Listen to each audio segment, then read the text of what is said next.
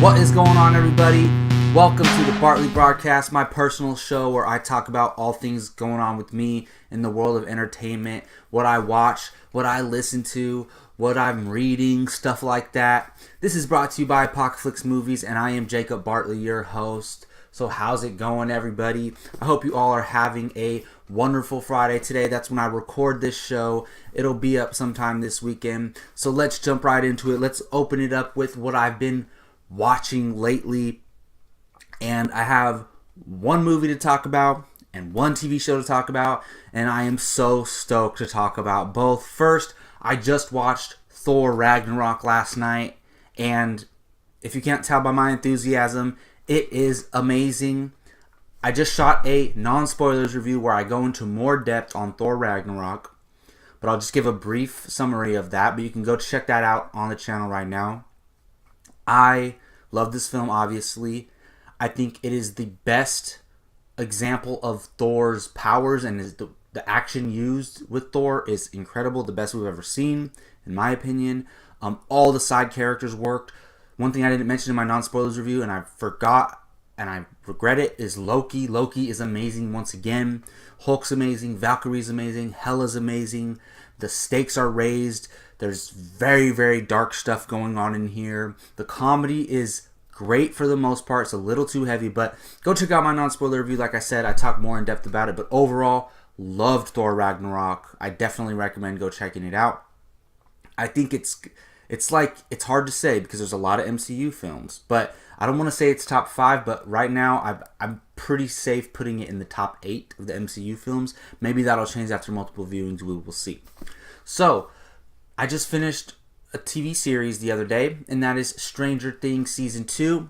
And I figured, a lot of people have finished the show. A lot of people binge watched it. So I'm going to talk a little bit of spoilers. I will say overall, if you don't want to listen to the spoiler segment, you can skip ahead about 2 minutes after I give the warning. But I will say, for the non-spoiler thoughts, I loved this season. There's certain elements that I thought Season 1 did better, and there's certain elements that I thought Season 2 did better. I haven't decided which one I like more, but I thoroughly enjoyed this season a lot. So you have been warned. From now, for the next 2 minutes or so, I'm going to talk spoilers, so skip ahead if you don't want to hear anything about Stranger Things 2. Alright, so I really enjoyed this season for the most part because I just thought it was more intense. Like the action was better, and I felt that intensity and really scared for the characters in the past couple episodes with the Demodogs, the Dart and his army of Demodogs. I should say the Shadow Monsters army of Demodogs. I really felt the stakes here. There were parts in this season where they planted seeds in the beginning, which I thought were kind of dumb, but then by the end of the show, it paid off. Like, for example, I thought Dustin was the biggest idiot and I understand he's a kid. He thinks the little creature's cute. But having the polywog and keeping it and hiding it from his friends, and then it's his fault that it ends up eating his cat and getting free and causing all this destruction and damage and fear. But then you find out there's a huge army of them. So I don't know if that one led to the army coming or the army was going to come no matter what. So I guess Dustin's actions didn't really have any strong implications other than the cat getting killed. But also, it paid off because there's a moment near the end of the show where he confronts that same Demodog, Dart, and they have to get past him, and because of Dustin's connection with the Demodog, they're able to get past him. So that ended up paying off. That's an example of something paying off. I thought just everything was done very well. Will, the kid who plays Will, is the best actor on the whole entire show. I'm not even using hyperbole. I didn't realize it in season 1 as much, but this season he was called up to bat and he delivered. He hit a home run. He is fantastic. I'm trying to think, because he's definitely the best child actor on the show, barely beating out Millie Bobby Brown. But I wouldn't argue against somebody who said gives the best performance of all the actors in season 2 of Stranger Things. I thought he was great. My new favorite character, which is crazy. If you would have asked me who do you think your favorite character of Stranger Things is going to be by the end of season 2, I never would have said this, but Steve. Steve is my favorite character in Stranger Things now. his interaction with Dustin, the way he looked over the kids and mentored them and kind of had their back, and he fought that bully near the end of the season, and the way he wasn't afraid to go out and fight the Demodogs when they're in the junkyard and when they're in the school bus. He's just so brave, and I'm like, I hate to admit, I don't think I would be as brave as he is in those situations, and I'm just like, wow, they really turned this character into a great character. Love that character. Can't wait to see where they go with him. There's so many different details about this show that I loved. I'm not going to get too into depth, but I did like the new characters. I liked Maxine, and I was really looking forward to her older brother character, Billy, because he's played by Doc Ray Montgomery. And Doc Ray Montgomery is Jason in the new Power Rangers movie from earlier this year.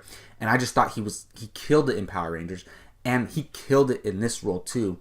I tweeted at him, I mean, not that he even saw it or anything, but I was like, dude, you have so much range. Like, in Power Rangers, you're like this good, like, you know, good-hearted guy, genuinely trying to help people, and he played that very, very well. But then in Stranger Things, he's a straight douche, and he played that very, very well. But he's a damaged character, and there's more to it than that, and we'll see where that goes. But overall, I thought Stranger Things 2 was great. I think I like it a little bit more than Season 1. People are complaining about Episode 7, where 11 goes out of town and meets another kid who was given powers by the lab. I love that episode. I thought it was cool, and it was a great setup for future episodes. Anyways, man, I love Stranger Things Season 2. I wish, we had the freedom on this YouTube channel to like do a spoilers review of Stranger Things, like a full one. But we're a movie channel. That's kind of why I have this show, so I can talk about TV shows. Anyways, let's move on to the entertainment news segment. And I have two big topics to talk about today. I said I was going to be cutting this segment of the show. I'm trying to keep it to one big story, one that stands out to me. But these two I had to talk about. So first up, Kathleen Kennedy has teased the next 10 years of Star Wars. And who knows, someone could say this might be a spoiler. So let's see what's going on here. So she was speaking with the Star Wars show on the Star Wars YouTube channel, and she had this to say. We're sitting down now. We're talking about the next 10 years of Star Wars stories, and we're looking at the narratively where that might go. Future stories beyond Episode 9 with these new characters, Rey, Poe, Finn, BB-8. But we're also looking at working with people that are interested in coming into the Star Wars world and taking us to places that we haven't been yet. And that's exciting too, because it's a vast galaxy far, far away. The possibilities are endless. So there's a few parts to this. The last part I'll mention really quickly. She said that she's trying to bring people in to take Star Wars to where it's never been before. I think she's referencing the anthology films, maybe even elements of the saga films. But that's great. We know that's coming. And real quickly, a lot of people are complaining that, oh, the Star Wars universe is too small. Stop focusing on the characters that we know. I chuckle when I hear that, because, and this is all based on opinions, but yes, they do keep going back to like Han Solo. They're doing an Obi-Wan movie. They did Rogue One, which was circled around events that we are very familiar with. But listen, Star Wars is going to go on forever. In 100 years, if they're still making movies, we are going to have hundreds of Star Wars movies. So by that time, you're going to get all the Star Wars you want, all the different elements, the Old Republic, 50 years down the road, prequel era films, original trilogy era films, new trilogy era films. Like, you're going to get everything. So stop chirping. Appreciate the Han Solo film, the Obi-Wan film. If they make a Yoda film, don't complain about it. Just enjoy it, because you're going to get random character A from random planet X that some people seem to want. I'm excited for the Obi-Wan movie and all the stuff that we know about, but I'm also excited for the new things. We're gonna get both, so just calm down. They're tackling the things that we know right now, because if you make an Obi-Wan movie 30 years from now, the audience isn't going to be as familiar with Obi-Wan as the audience is right now. So you got to capitalize on that right now. Anyways, that's something I've been wanting to rant about. Anyways, the fact that Kathleen Kennedy says we're going to be focusing on the future of Rey, Poe, Finn, BB-8, that kind of spoils that they're all going to survive through episode 9, which I would have predicted anyway. I mean, I wouldn't be surprised if Finn or Poe were killed off in episode 9. But hey, why not keep them around? This kind of spoils it. Maybe she's doing a little misdirect and she did that on purpose. Like, she knows Finn's gonna die in episode 9 and she just included all the names, so just to not, like, you know, if she didn't mention Finn, then people will be like, oh my god, does he die? So that makes a lot of sense. I'm excited for this. Of course they're planning for the next 10 years if they're going to make movies forever. So this is not really news, but I just thought there were little interesting things to talk about in there, especially that she mentioned those 4 names. So we're probably going to see them continue in the future. One more big movie news story that I wanted to talk about, and that is details on the new Tarantino film have been released. And a while back it was announced that it was going to center around the Charles Manson real life story of him murdering Sharon Tate, the actress, ex-wife of Roman Polanski. And a lot of people were like, whoa, that's a heavy subject to tackle. But apparently, and this came out a couple days ago, that Tarantino is shopping his film around different studios. He's allowing them to read the script. Because he's departing from the Weinstein Company after all the controversies, and he is allowing people to read it. So Deadline is reporting what the movie is going to be about. So it's apparently, according to Deadline, it's a drama set in the late 1960s or early 1970s Los Angeles. And while it does involve the Manson murders, sources tell Deadline that calling this a Charles Manson movie is akin to calling Inglourious Basterds an Adolf Hitler movie. So, if you've seen Inglourious Basterds, it's a movie set in the 1940s, but Adolf Hitler is just a part of that movie. He's just in it, plays a role. So, I like this better than Quentin Tarantino narrowing down on just the Charles Manson murders. I like it that's a broader scope movie where the Charles Manson murders are a part of it. I'm down with that. The bigger thing that I'm down with is, so we know that Margot Robbie has been offered the role of Sharon Tate. I hope she takes it. Margot Robbie is an upcoming superstar. We all know this. But apparently, Tarantino has written roles for Leonardo DiCaprio, Brad Pitt, and of course Samuel L. Jackson. That's a given. Now, before I get too excited, I will say he was originally going to have Jennifer Lawrence be in The Hateful Eight in Jennifer Jason Leigh's role.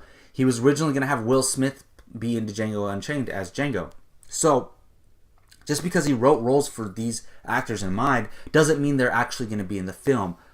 But, oh my goodness, if you have a film with Margot Robbie, Leonardo DiCaprio, and Brad Pitt, to see Brad Pitt and DiCaprio interact with each other, that is like a dream of mine in Hollywood, in movies. That would be phenomenal. So, listen, a Tarantino film involving the Charles Manson murders, potentially starring Margot Robbie, Leonardo DiCaprio, Brad Pitt, and Samuel L. Jackson. Oh my goodness. If that is the movie that is coming with all of those elements involved, unless it comes out the same year as a Star Wars saga film, it might be my number one most anticipated movie of the year. We'll see. We'll talk about that when it comes up. All right, moving on to my books, comic books, and audiobooks segment. Just a quick update on Captain Phasma, the audiobook. I'm liking it still. We're getting more into like the travel element where they're making their way across planet, and it really does have that Mad Max feel that I mentioned last week. And I like it a lot. It's a really good book. Love the storytelling still. I need to hurry up and finish it, but I won't talk about it again until I finish it. How about that? Maybe in a week or two, I'll bring it up again. But speaking of Phasma, I finished the Captain Phasma 4-issue run from Marvel Comics that ties into The Last Jedi and is Star Wars canon. And this comic book run is awesome. I didn't know it was going to end at 4. I thought it was going to go 5 because that's what they've been doing with most of these. But this comic book is incredible. The way it ends, if you're looking forward to The Last Jedi, you have to read this because the way number 4 ends is incredible. Captain Phasma is so ruthless, and she will do whatever she has to do to get what she wants and to protect herself. And that's what I learned about this. Check out the Captain Phasma comic book run. I can't recommend it enough. It's a great piece on the character. It's a great piece that ties into The Last Jedi and The Force Awakens and explains a lot about the character and makes the character better, in my opinion. All right, time to close out the show with my editorial segment of the week. And in honor of Stranger Things Season 2, which I very much enjoyed, I'm going to give you a list of my top 5 TV shows of all time. I know we're a movie channel, but I would like to talk about TV on here a little bit. Before I give the 5 official list, I'm going to give some honorable mentions. Any one of these shows could have been in the top 5, but they didn't quite make it. Number 1 is Weeds. You guys might know of that show. I think it was on Showtime for a while. 30 Rock is another show. I love 30 Rock. I think it's hilarious. Family Guy. I can pop on an episode of Family Guy anytime and love it and enjoy it and laugh my butt off. Love it. Of course, kind of a guilty pleasure, Childhood Treasure. Ooh, that kind of rhymes. That's pretty cool. Hey, that's my new saying when I talk about stuff like this. Mighty Morphin Power Rangers. Come on, I gotta put it in there as an honorable mention at least. And then last honorable mention, which almost made the 6th spot, is Sons of Anarchy. I didn't watch Sons of Anarchy when it first came out, but I was late to the party and I binged it all the way through. That show is amazing. I really enjoy it. All right, now number 5 favorite show of all time, and this could change because this show is still running. It's the only show on my top 5 list which is still running right now, and that is Game of Thrones. Come on, most people watch Game of Thrones. Most people that I know watch Game of Thrones. Most people that I know that watch Game of Thrones love Game of Thrones. So it's no surprise. The reason it's not higher on the list is because the show's still running.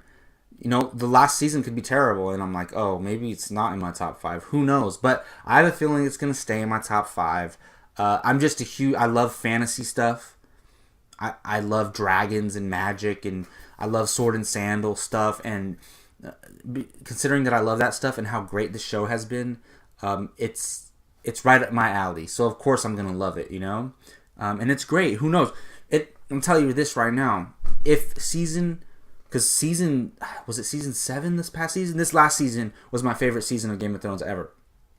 So if this last season can top that, it has the potential to be my number 1 favorite show of all time. I'll tell you that right now.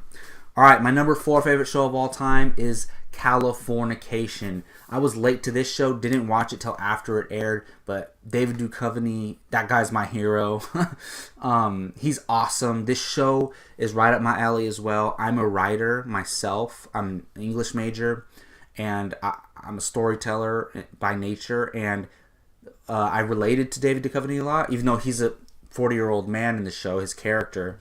I can always relate to those writer type characters, and of course the sexual elements and all that stuff, and all the characters, especially the first 3 seasons. I loved the first 3 seasons. It was addicting to watch. I was so attached to all those characters. The last couple seasons really fell off, were kind of really bad, but it was still the characters that I loved, so I still liked it. But Californication is number 4. My number 3, these top 3 are interchangeable. They could be number 1, but just as of right now, this is how I feel. My number 3 favorite show of all time is Breaking Bad. It's my favorite straight up drama of all time, crime drama, whatever you want to call it. I love this show, and so do a lot of people. But yeah, it is my number 3 movie of all time. Walter White, he's the man. So yeah, that's my number 3. Number 2, and this one, my number 1 and number 2 might surprise some people, because a lot of people wouldn't have these in their top 5. Maybe my number 1, but my number 2 favorite show of all time, definitely my favorite sitcom of all time, is How I Met Your Mother. Yeah, laugh all you want. A lot of people who I talk to, who I tell them that, and they're like, oh my god, you like that show that much? And I'm like, have you watched the whole series? And they're like, no. And I'm like, okay, how much have you... And they've only seen a few episodes. If I never saw How I Met Your Mother, and I just jumped into season 5 and watched 1 episode, I would think it's dumb too, because so much of the show relies on you having to have seen the whole series. And it's not any TV shows like that. If you've seen the whole series, it makes every episode better. So, anyways, How I Met Your Mother is so intelligent. If you watch it from the first episode to the last episode, it's very intelligent in the way it covers its tracks, and all the payoffs are so amazing, and the characters are so amazing. I've never attached to characters more than I ever have in this show than anything, movies, TV, anything. I attach to these characters so much. It's so relatable. I relate to the Ted Mosby character a lot. and it made every character has so much depth and so much development, and it's a funny show. It's really funny, and it has so many like ongoing themes and ongoing storylines throughout the whole 8 seasons. But it's also very touching and has a lot of heart and a lot of emotion. If you want to, if you're interested, give How I Met Your Mother a chance. Go watch it from the first season. Finish the first season and tell me if you can resist finishing it, because I got money on that you won't be able to resist finishing it. So there you go. My number one favorite show of all time is Entourage. I love Entourage. I did watch it while it was on, and it's funny because, in my teens and stuff, I knew I loved superheroes and I loved Star Wars and I liked a lot of movies, but I never thought I would be like a movie buff, a movie fanatic, and be obsessed with the film world and Hollywood and stuff like that. And I used to always like look up like movie lists, that all the movies that were coming out for the next 3 years, but I didn't realize how much I was into it. It was weird. And I was so fascinated with the Hollywood aspect of Entourage, because while it was a fun show, like hanging out with these guys, watching them do their shenanigans and all that stuff, it was the Hollywood element that really drew me in, like the lifestyle of Hollywood. And I've heard multiple people say that they kind of almost have it spot on the way how it is in Hollywood. So that Hollywood element, just the group of guys like, having fun, that element, and the dramatic element and the characters, I really attached to the characters. So yeah, I love Entourage, my number one favorite show of all time. Like I said, the top 3 can be interchangeable. So I'll run it down real quick. My top 5: number 5, Game of Thrones; number 4, Californication; number 3, Breaking Bad; number 2, How I Met Your Mother; and number 1, Entourage. But anyways, I can go rewatch How I Met Your Mother and put it in the number 1 spot. I can go rewatch Breaking Bad, put it in the number 1 spot. Game of Thrones could finish very strong and be in my number 1 spot. Who knows? But I just love all of these shows. Let me know in the comment section what you think of my top 5 list. Are any of those shows in your top 5 list, or maybe your top 10 list? Do you think any of those shows that I've put in there, do you not like those shows? Let me know in the comment section as well. Let me know what you thought of anything that I talk about today as we wrap up the Bartley Broadcast this week. Thank you all for watching. I am Jacob Bartley for Apocalypse Movies. You can find me on Twitter at @JacobBartley_. And yeah, like I said, let me know what you think about all the topics that I talk about today. Hit that like button if you enjoyed that video. Please subscribe to Apocalypse Movies if you like all things film. You can also find us on iTunes. We have our main shows and our reviews up on iTunes. You can subscribe there. You can download there. Thanks again for watching. Until next time, take care.